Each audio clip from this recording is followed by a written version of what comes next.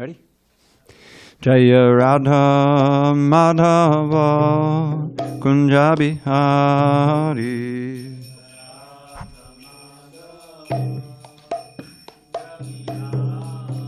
Jaya Radha Madhava Kunja Bihari.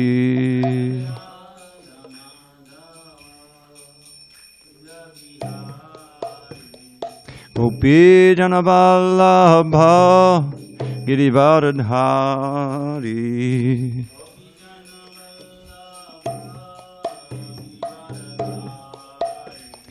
Gopi Janavallabha Girivardhari.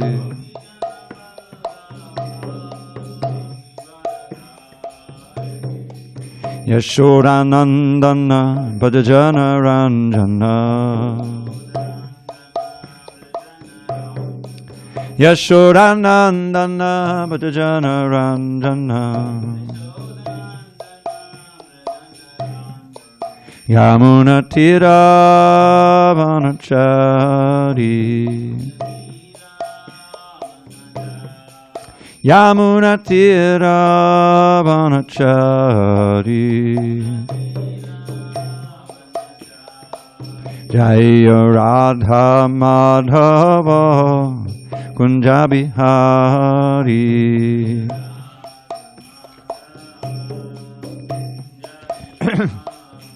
Jaya Radha Madhava Kunja Bihari.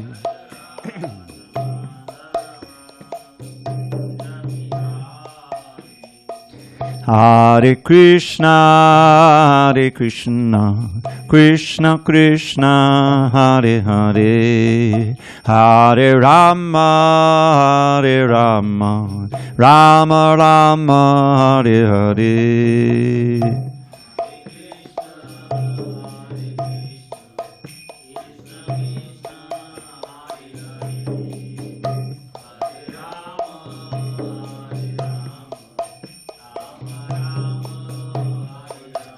Hare Krishna, Krishna Krishna, Hare Hare, Hare Rama, Rama Rama, Hare Hare.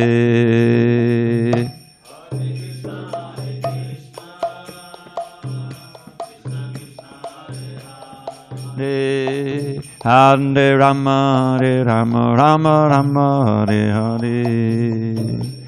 Hare Krishna, Krishna Krishna, Hare Hare, Hare Rama, Rama Rama, Hare Hare. Hare Krishna.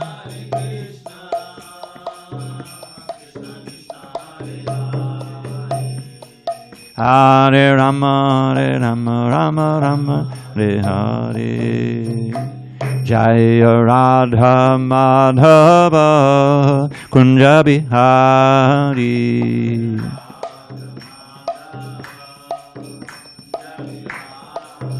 Jaya Radha Madhava Kunja Bihari.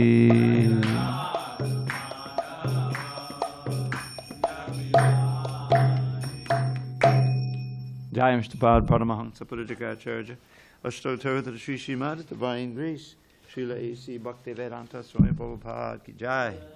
ISKCON BBT Founder Acharya Srila Prabhupada Ki Jai. Jai Vishnupad Paramahansa Purajagacharya Ashtottara Sri Srimad Divine Grace Srila Bhakti Siddhanta Saraswati Thakur Ki Jai. Ananta Koti Vaishnava Ki Jai. Namacharya Srila Haridas Thakur Ki Jai. Srimad Bhagavad Gita Ki Jai. The Samaveda Bhaktivinoda Ki Jai. All glories to the assembled devotees. All glories to the assembled devotees. All glories to the assembled devotees. All glory to Sri Guru and Gauranga. Okay, there we are. Text 15, no?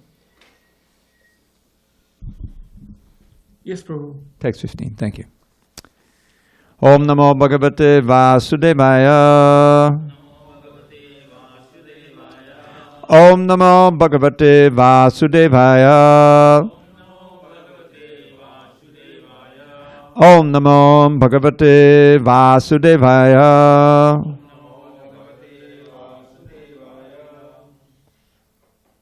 On this 12th day of April 2022 in San Diego, we're reading from Srimad Bhagavad Gita as it is, translation and commentary by His Divine Grace, A.C. Bhaktivedanta Swami Prabhupada.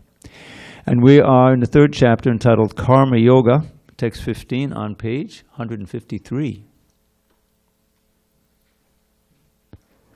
Karma, Brahmodbhavam, Vidhi, Brahmakshara, Samudbhavam, Tasmat, Sarvakatam, Brahma, Nityam, Yagye, Patishtitam, Karma Brahmodbhavam Vidhi, Brahmakshara Samudbhavam, Tasmat Sarvakatam Brahma, Nityam Yagye Patishtitam, Karma Brahmodbhavam Vidhi, Brahmakshara Samudbhavam, Tasmat Sarvakatam Brahma, Nityam Yagye Patishtitam, Karma Brahmodbhavam Vidhi, Brahmakshara Samudbhavam, Tasmat Sarvakatam Brahma, Nityam Yagye Patishtitam, Karma Brahmodbhavam Vidhi, Brahmakshara Samudbhavam, Tasmat Sarvakatam Brahma, Nityam Yagye Patishtitam, Karma Brahmodbhavam Vidhi, Brahmakshara Samudbhavam, Tasmat Sarvakatam Brahma, Nityam Yagye Patishtitam. Anyone in Zoom?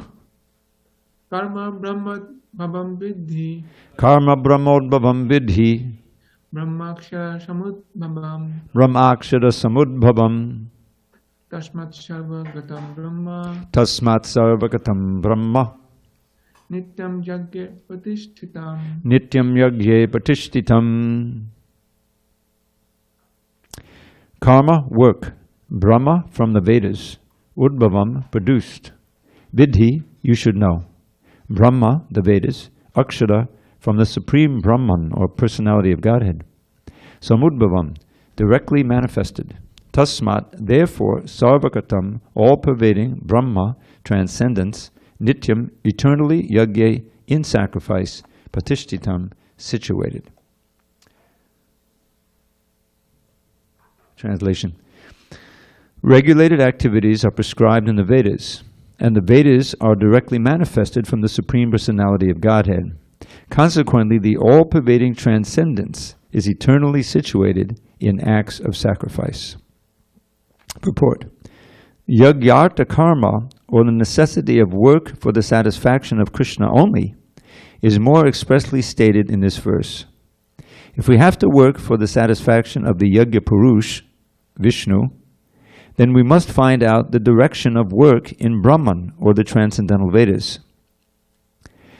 The Vedas are therefore codes of working directions. Anything performed without the direction of the Vedas is called vikarma, or unauthorized or sinful work. Therefore, one should always take directions from the Vedas to be saved from the reactions of work. As one has to work in ordinary life by the direction of the state, one similarly has to work under direction of the supreme state of the Lord. Such directions in the Vedas are directly manifested from the breathing of the Supreme Personality of Godhead. It is said, Asya mahato bhutasya nishvasitam etadhyad rigvedo yajurvedaha samavedo tarvangirasaha. The four Vedas, namely Rig Veda, Yajurveda, Samaveda, and Atharva Veda, are all emanations from the breathing of the great personality of Godhead.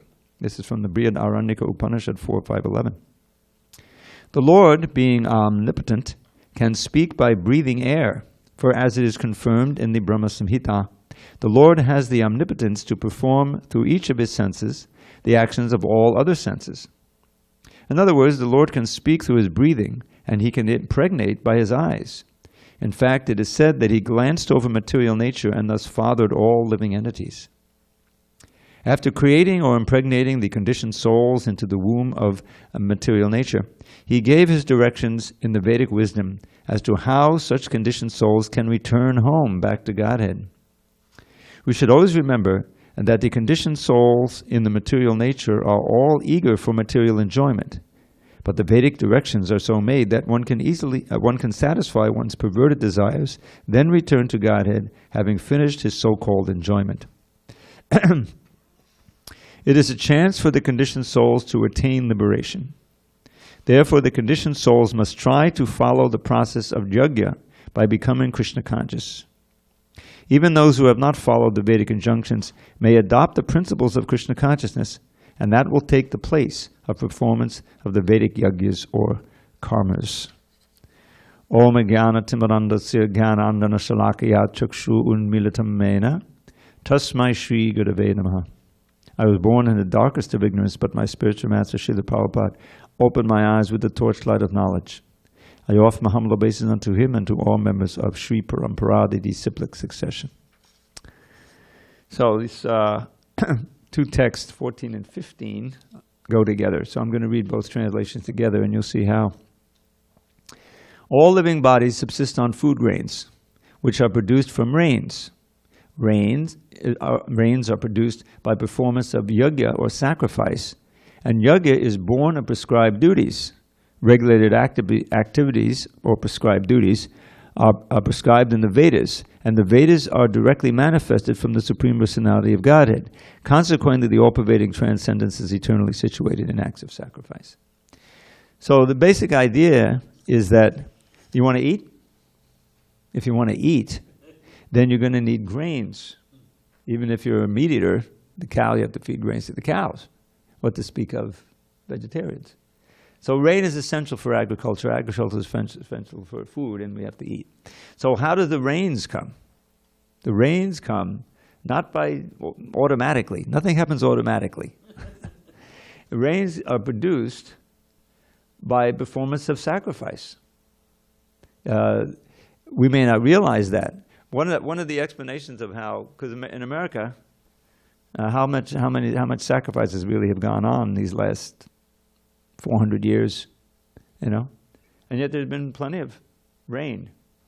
So the answer to that is that people who are born, the living entities who come and get born in a place like America, which is prosperous, it's all due to previous activity in which they perform sacrifices and pious activities. So they could be born here where the rains are coming and things are prosperous. But even here we see there are now floods. There's also a shortage of water right where we're sitting here. In other words, it's not automatic. If that pious credit is no longer here, then there'll be a shortage of the necessities of life. Or the necessities of life will suddenly be contaminated. Just like we know water can be so contaminated, they have to do so much purification. The air we breathe. There's a large percentage of people just in the United States who breathe air that's really not up to standard. There's contamination, pollution in it, So the point is that sacrifice, and we are told in the previous purport that in this age, these Vedic sacrifices are not practical. They require very learned Brahmins to enunciate Sanskrit verses very precisely. We can hardly chant the Hare Krishna mantra properly, what to speak of all these different sacrifices. So how are we going to perform sacrifice? This is the great benediction of the age. This chanting of Hare Krishna, congregational chanting, is called the Sankirtan Yajna. You don't need a lot of ghee. You don't need a lot of learned Brahmins. Fire, not happening. All you need is faith. Faith. Lord Nityananda has opened up the marketplace of the holy name, and he's selling the holy name. What's the price? Your faith. If you have faith in it, you'll chant it. And if you chant it, your life becomes auspicious, even from the very beginning. What to speak of seriously coming together, chanting together on a regular basis, and as part of the Dharma, the Bhagavad Dharma, the Krishna consciousness. So, but here Krishna is talking about, this is karma yoga, so he's talking about how your activities all have results, either good or bad. If they're done in ignorance, then you're just going to remain entangled in this material world. You'll perform so many sinful activities unknowingly. I mean, I spent the first 24 years of my life, I had no idea what was sinful, what was not sinful. Whatever I wanted to eat, I went, I like to tell the story. I remember, I'm old enough, I remember when McDonald's started. It was in the early 60s, I think.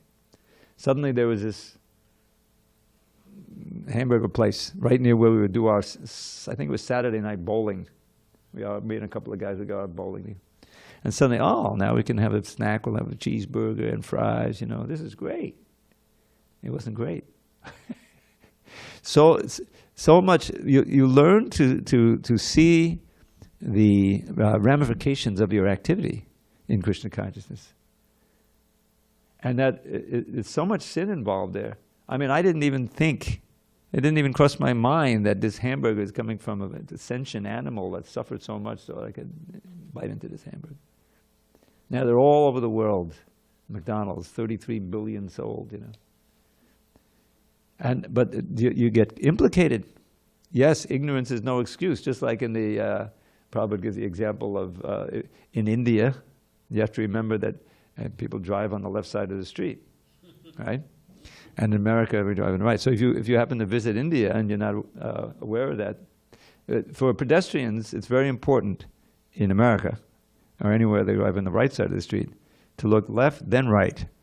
I was told that as a child. First look left, if you're going to cross the street, then right. If you look right, you're not going to see anything. You're walking the street, someone's coming up on the left. Whereas if you're in England or Australia or India, you look right, then left, right?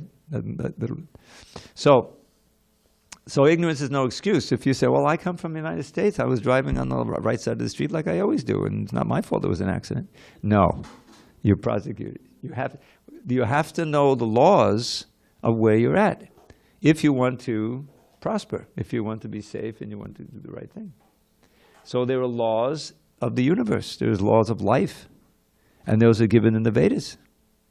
Now, we're not meant to go through the Rig Veda and the Sama Veda. It's not necessary, nor is it possible for us. But we've been given the essence of Vedic knowledge in the books of Srila Prabhupada. The Srimad Bhagavatam is the natural commentary on the Vedanta Sutra. Vedanta means the end of knowledge. Sutra means the aphorisms, little combinations like a tato, brahma jigyasa, anavriti shabdat. This is the last sutra. When they repeat like that, it means anavriti shabdat. What does that mean? It means that by sound, by transcendental sound, you will become uncovered. In other words, you'll get rid of your covering. Avriti means to cover. Anavriti shabdat. What does Lord Chaitanya say? Beginning of his Shikshastika. Cheto darpana marjanam. This congregational chanting of the holy name polishes the mirror of the heart. In other words, cleanses. In other words, uncovers your real self. So you can see who you really are. I'm a spirit soul. I'm not this body. And you also can understand God is there. And just by chanting.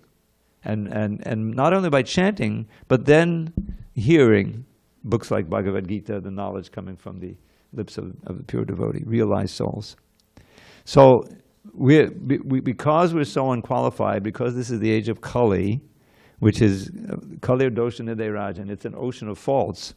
Therefore, Krishna has come as Lord Chaitanya to give us a practical jagya for us, by which we can become purified, we can get rid of bad karma and all kinds of karma, and become attracted to Krishna. And by that attraction to Krishna, we become interested. What does Krishna have to say in the Bhagavad Gita? What did Krishna do when he came? Who is this Krishna? Why is this chanting of the holy name making me feel so light and so happy and got rid of my dark mood and whatever, preliminary feelings? Let me investigate it. And you find out that it's God in sound. It's the Supreme Lord in sound, making himself accessible to us. So that is the yajna of the age. And there are actual instances. I think it was Hyderabad. Prabhupada went there with his early followers in the early 70s. And there had been a drought. There wasn't enough rain. Maybe it was the rainy season, there wasn't enough rain, and so there was a big crisis. So Prabhupada told the devotees to go out on Harinam and chant on the streets. Sure enough, it rained. Prabhupada became very famous. Everyone wanted to interview him there, He said, yes, this is Krishna's blessing. When he's pleased with the sacrifice he's performing. The good example is Yudhishthira. When Yudhishthira took the throne after the Battle of Kurukshetra, this was Dharma personified. He's the son of Dharma, of Yamaraj, And so, naturally, he was a very dutiful king. And the king he has to always be concerned and working for the welfare of the citizens. That's what a Kshatriya means. Kshatriya means to protect from harm. And sometimes the protection is how you're going to harm yourself by performing sinful activities. So the leader has to be a Vaishnav, has to know the Shastra, and has to obey the instruction of the pure Brahmins and all these different things. So he was doing that. So it describes how the rain was coming it would rain at night, so it wouldn't disrupt anything. Just the right amount of time. The cows were so happy they were pouring milk on the ground. And nature was cooperating. The point was it's not just the king and the citizens, but it's also nature. The demigods are pleased. Sacrifices were going on like that. So, what is this practically for us? I mean, the idea is that if we don't know anything about this, then anything performed without the direction of the Vedas is called vikarma. Vikarma means sinful activity. What does Rishabdev say? A famous Rishabdev, Nunam pamakta kurute vikarma yadindriya pritaya apranoti. If someone is simply after sense gratification, which is what this whole so-called civilization is built around, my own senses, how can I be pleased? Gross and subtle senses, don't forget the mind. Then you're sure to perform vikarma, sinful activity, which is sure to give you suffering in this life and the next. You're sure to get another body, birth, old age, disease, and death, threefold miseries.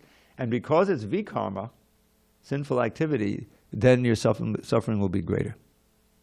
So sense gratification is the worst possible motive for doing anything. It's sure to result in Krishna says right in the chapter 5, Yehi sangsparjita boga dukkha yona evate, that the pleasure you get from the senses contacting the sense objects, which is sense gratification, is the source of your misery. If nothing else, it's going to bring you back again for another birth to fulfill all those unfulfilled desires, because you could never fully satisfy the senses. There's always more. So therefore, we want to guard against vikarma. We need to know knowledge. What is karma? What is vikarma? And what is akarma? This comes up in the Bhagavad Gita. What is a sinful activity? What is pious activity? In this context, karma is activity according to the Vedas. And what is akarma? Akarma means activity that produces no result. Because pious activity produces a good result. That means you have to come back again to reap the good result. But that in itself is a bad result, because you have to take birth again. You see the conundrum there. The only solution is to be able to work, support yourself, feed, get enough food, keep body and soul together. And your work is not, it's called ahoitiki, meaning that it's not based on your own motivation. It's based on a higher order and a higher desire. That's what it means to be a pure devotee of the Lord. Everything you do is for the pleasure of Krishna. It's not your own pleasure you're worrying about. You see that? This is called akarma or naishkarmya. And that means that you're free. You're already liberated in that case.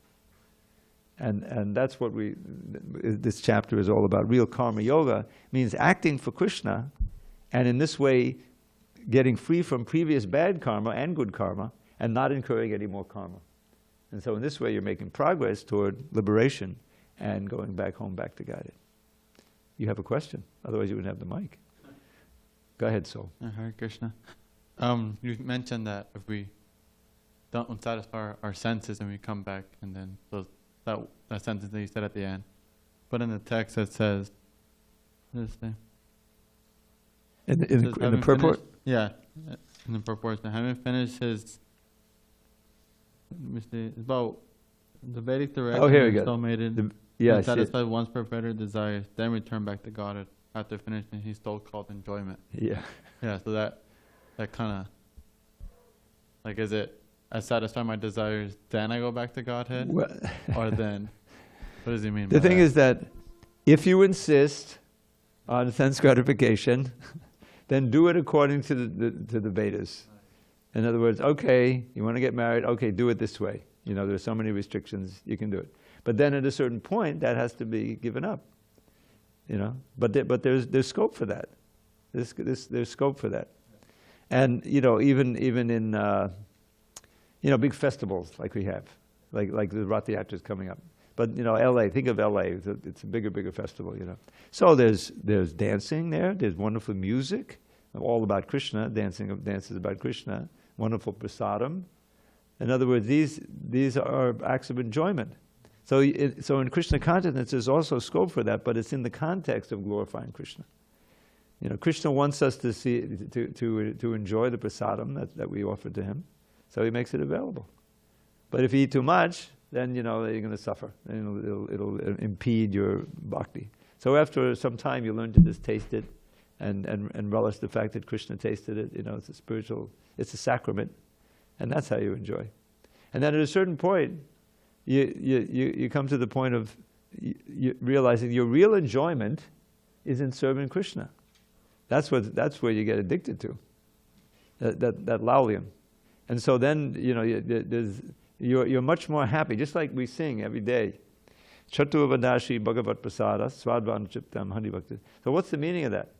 Is that the spiritual master is very satisfied not to take prasadam, but to see that the devotees are enjoying the prasadam. Their triptan becomes his triptim. When he sees they're satisfied, then he becomes satisfied. That's the essence of devotional service, you see? So that develops over time. But of course, you know, you start out and you're a gross sense enjoyer, so there has to be something, you know, that you can wean you off of the sense gratificatory idea. That's what's talking about here. Yeah. Quick comment. I was hearing a class about Prabhupada. He said, prasadam is the only way that devotees have sense gratification. And I thought that was pretty funny. Yeah, it was very wise the way he set it up. You know, the Sunday feast, people come back. A lot of them come back. You know, I came back. I mean, I liked the chanting and it was interesting in the philosophy, but I probably wouldn't have made the trek, you know, and all the trouble unless I knew about the feast. You know? Quick question, Prabhu. Yes, go ahead. Yeah, not related to the verse, but I was doing some research yesterday. I was curious to know how old was Arjun. And How old? How old was Arjun and Krishna? When the battle took place. Yeah, at the time of Mahabharata. And you didn't find out? I found few answers, but they are all different. Some people are saying 55, and Krishna was 59. Some people are saying 85, and Krishna was also 85. So I couldn't find. I couldn't tell you. All I know is that it's described. It wasn't long after the battle of Kurukshetra that Krishna departed. After Yudhishthira was installed, right, in king. I mean, he wound up things after that, pretty much. And so Krishna is said to have stayed 125 years. And Arjun was somewhat of his contemporary. That's what he asked in chapter 4. He says, we're basically the same age. You know, how is it that you spoke the Bhagavad Gita to the sun god 100 million years ago? How does that work? So Krishna answered, Bahuni me vatitani janmani tavacharjana. I've had many, many births, and I can remember them all, and you were with me all that time, but you can't remember them. So you were there when I spoke, but you in a different capacity, but it's still the same Arjun. So it seems to me that if Arjun is his contemporary, roughly the same age, which is what we understand, then he would also be over 100 years old. At the time of war. Yeah, of the battle. Because it was shortly after that Krishna left, and he stayed for 125 years. That's pretty well understood. But of course, he looked like a young boy. I mean, that's I don't know if Arjun looked like a young boy. Because whenever they project, like even in the movies or in the TV series I watched, they are always young. Like they are never I've seen gray hair. Well, you're not going to see any gray hair on Krishna. We know that. Yeah. But whether his intimate devotees like that can also have that quality of looking youthful even though they get old, I haven't heard that. But I think that that could be there. I mean, Arjun was so energetic on that battlefield. He fought he fought all his life. Of course, Bhishma Dev also did that, and he was known to be old. So there's something in this intimate spiritual atmosphere that we can't just figure out. Oh, he's 125. He must have been like, and I'm only 60. So, boy, he must have really been old and gray. And no, it doesn't work like that. Thank you. All right, should we go on? Okay. So now he's talking about this chakra of sacrifice. This cycle. 16. Evam pravartitam chakram nanavartayati yaha agayorindriyaramo mogham partha sajivati.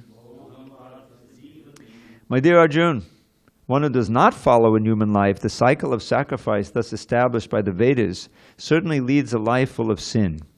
Living only for the satisfaction of the senses, such a person lives in vain. Purport: the Mammonist philosophy of, quote, work very hard and enjoy sense gratification is condemned herein by the Lord. Therefore, for those who want to enjoy this material world, the above-mentioned cycle of performing yajnas is absolutely necessary. One who does not follow such regulations is living a very risky life, being condemned more and more. By nature's law, this human form of life is specifically meant for self-realization in either of the three ways, namely karma yoga, jnana yoga, or bhakti yoga. There is no necessity of rigidly following the performances of the prescribed yajnas for the transcendentalists who are above vice and virtue. But those who are engaged in sense gratification require purification by the above-mentioned cycle of yajna performances. There are different kinds of activities. Those who are not Krishna conscious are certainly engaged in sensory consciousness. Therefore, they need to execute pious work. The yajna system is planned in such a way that sensory conscious persons may satisfy their desires without becoming entangled in the reaction of sense gratificatory work. The prosperity of the world depends not on our own efforts, but on the background arrangement of the Supreme Lord, directly carried out by the demigods. Therefore, the yajnas are directly aimed at the particular demigods mentioned in the Vedas. Indirectly, it is the practice of Krishna consciousness, because when one masters the performance of yajnas, one is sure to become Krishna conscious. But if by performing yajnas one does not become Krishna conscious, such principles are counted as only moral codes. One should not, therefore, limit his progress only to the point of moral codes, but should transcend them to attain Krishna consciousness. So we're going to find in the Bhagavad Gita, but even more so in the Bhagavatam, that simply sticking to one's social position, even in Varnashram, for material purposes, because when you consider there's these four basic goals: dharma, artha, kama, moksha, in the Vedic culture. And how does that work? Okay, if I want to make money, artha is the money, then I need to be pious. Artha, dharma. There's certain ways of doing that, so I'll get the blessings of the demigods and I'll prosper in this world. Realizing that we can't just try to manipulate nature and do it, because then we've fallen into complete sin. There's always the idea there's the gods and there's God, and so we're in a system here. And if we want to prosper within that system, then we have to follow the rules. So that's where dharma comes in. And if you're very pious and you perform these sacrifices nicely, then you'll be able to prosper in this world, and you'll have artha. And then you'll be able to please your senses, because so dharma artha kama, dharma artha kama. But then at a certain point, you realize, what am I doing here? Because I'm assuring that I'm going to come back and suffer birth, old age, disease, and death, and I can see that that's misery. So I should really try for moksha. And then comes the whole idea of renunciation. Well, you find in the Bhagavatam and the Mahabharata, the kings, the pious kings, they're retiring at an age when they're not completely senile, but they have energy, and they can do austerities in the forest and perform sacrifices so that they'll become detached from all the attachments they built in their kingly life. So this is the pious kings do that. And what's the purpose? So that they can get liberation. They can get free of all the attachments that they build up during their life. So, Dharma Artha Kama Moksha. But the Bhagavatam goes beyond that. They're saying that even moksha is a material desire. The real essence of moksha is that, at last I'll be liberated. I won't take birth again. No more old age, no more disease, no death. You see? I really want that moksha. Isn't that why most of the people go to the Kumbh Mela? To try to bathe at a certain astrologically proper time, and I'll get moksha. So it's a well-known aspiration in the Vedic culture to get liberation. But right in the I think it's the very first purport of the Bhagavatam, 111, Sridhar Swami's second one, Dharma Projita Kaitavota, that in this Bhagavatam, in this scripture, which is the crown jewel of all the scriptures, Nigamakalpata, that's the next verse, Nigamakalpata Dogalitam Palam. This is the ripened fruit of all the nigamas. This is the Vedic literature, the Vedas as we read, and the Puranas and everything. So he says, that Dharma Projita Kaitava. What is Kaitava Dharma? Kaitava Dharma is cheating Dharma. It's a so-called Dharma that really doesn't give you the ultimate benefit. This is a very important theme at the beginning of Bhagavatam. What is real Dharma? So he says that includes that Dharma that's where your motivation is simply moksha or mukti, your own mukti. That's the type of kama. That's the type of material desire. And Lord Chaitanya, he reiterates that in his teaching to Sanatana Goswami. He says, who can really be peaceful? Where is there any happiness without peace? Krishna says right in the second chapter. So who can really be peaceful and happy? So he has these 4 different categories of people. Everyone fits into one of them. So first he says, what are the bhaktas? Krishna bhakti nishkama atayeva shanta. The Krishna bhaktas have no material desire. Kama means desire from my own senses. And therefore they're peaceful. But bhukti mukti siddhi mukti kami, sakali ashanta. Those who want bhukti means material happiness and sense gratification. The vast mass of people, they can't be peaceful because there's always someone with more. You try very hard to get it, and you can't get it. Then you're really in anxiety. Or you got it and then you lose it. That's another anxiety. And no matter what, it never fulfills your ultimate desire because your desire is such an ananda. It's not ananda. This is just flickering maya sukhaya. So that doesn't work. You can never be peaceful if your only desire is sense gratification, right? I mean, you say, "Oh, finally, I got it. I got it together," and then just wait a little while, right? You get older, time takes it away. So that's not going to work. But then there's the mukti kamis, those are dharma, kama, moksha, and mukti. They can't be peaceful either, because impersonal mukti or liberation is not a steady position. Those who perform severe austerities can imagine trying to control the senses without the holy name, without the prasadam, without the devotees, without the deities, with all the deities, all the things that we have to draw our senses and purify them, and in this way control them, which is practical. But all you've got is your own mind, You're out there in the forest or in the desert, wherever it is, and I'm not going to yield to that desire. I'm going to breathe, Hare Krishna. You're not chanting, maybe Om. But how can you do that? We have enough trouble with all of our wonderful... So this is not going to work. So he says, the demigods are praying to Krishna in the womb. This is, so they say, there are others besides your bhaktas, or lotus-eyed one, who think they're liberated, but their intelligence is impure because they're averse to serving your lotus feet. These are the impersonalists. So a few of them, Aruha Kritrena. The Kritrena, the very word tells you what it means. It means difficult austerities. Just you and your mind, and the senses, beating it down through force of will. So Aruha Kritrena Parampadam, a few can actually rise up to the Brahman platform. But it's not secure. There's no bhaktas there. There's no bhakti. There's no kirtan. There's no prasadam. It's just you and your mind, and your own telling. So eventually they fall down, come back down to this plane, where at least, all right, let me do some welfare work. I can. In other words, it's not a secure position. They're not peaceful.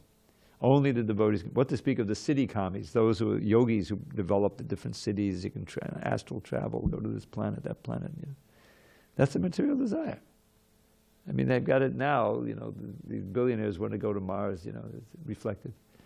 There's nothing spiritual about that. So, but if you want to try to enjoy, you have to do it in the proper way, so that you can eventually graduate from that. Otherwise, it'll degrade you. And therefore, they say in this verse, "Evam pravardadam chakram." Nanavard. If you don't follow this chakra, why is it a cycle? Chakra means a circle or cycle, because the demigods are giving you rain. And you're growing all this grain, But if you don't offer them, you don't honor, you don't recognize their authority and their blessings, then they're going to withhold.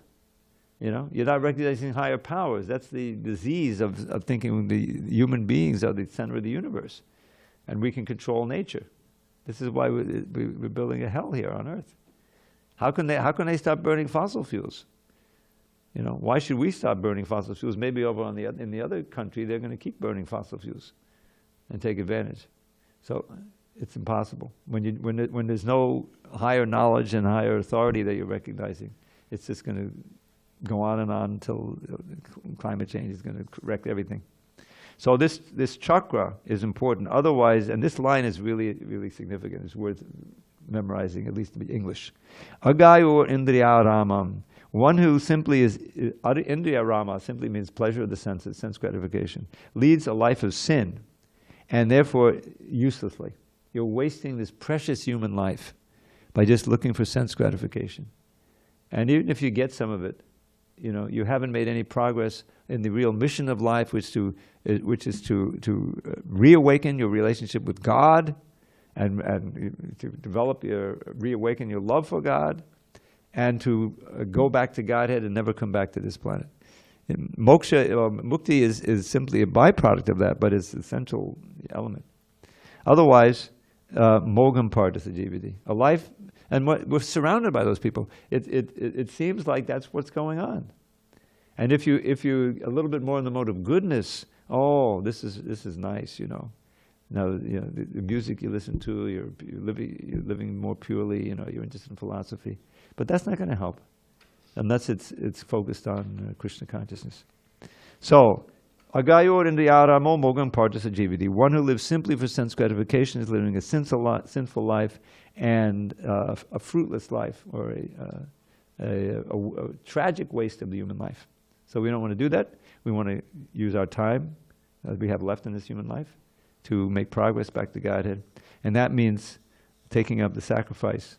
Japa Jagya. Krishna says in the 10th chapter of Jagya is I am Japa. Yeah. So Japa, and of course in this age it's Sankirtan, but chanting the holy name. Okay, should we go on to 17? Unless there are any questions, comments. Welcome, Michael. Hare Krishna.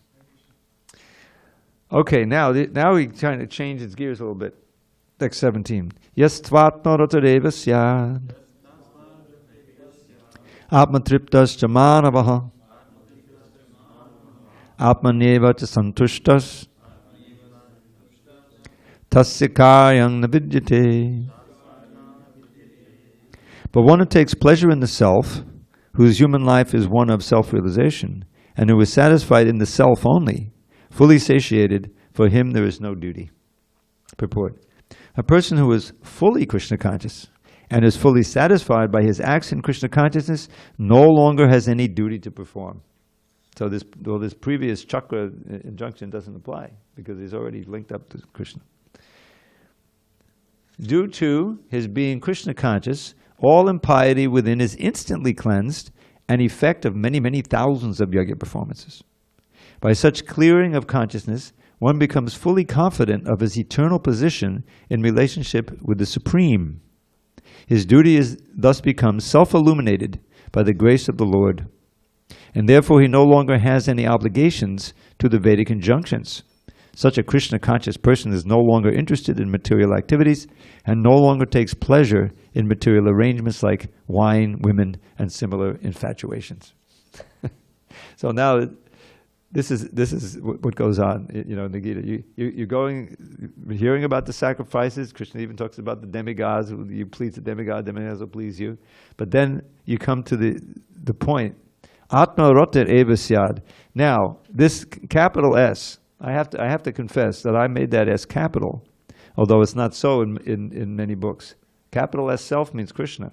That's the super soul, as an expansion of Krishna. Because that's the way Prabhupada explains it in the purport. A person who is fully Krishna conscious and fully satisfied by his acts in Krishna consciousness, that's someone who takes pleasure in the self. Do we really think we're taking pleasure in the self, just the soul? I mean, it doesn't even come up, right? I mean, we come. The whole thing is Krishna, Krishna, Krishna. We're taking pleasure in the super soul and the super self, and our relation of the self to the super self. That's how we're, experiencing self-realization. So anyway, we're still in a battle to keep that self capitalized, but I think that's what Prabhupada had in mind, is that you take pleasure in serving Krishna and being Krishna conscious. And then everything else is taken care of. You don't have to worry about your moksha. You don't have to worry about your bad karma, my good sinful reactions. It's all taken care of. And very interesting here, where Prabhupada talks about how knowledge, clearing of consciousness, one becomes fully confident of his eternal position in relationship with the Supreme. So notice in the first verse of the Shikshastika, which is really seminal for our whole movement. It's very important to understand, because what is it? Vidyavadu jivanam.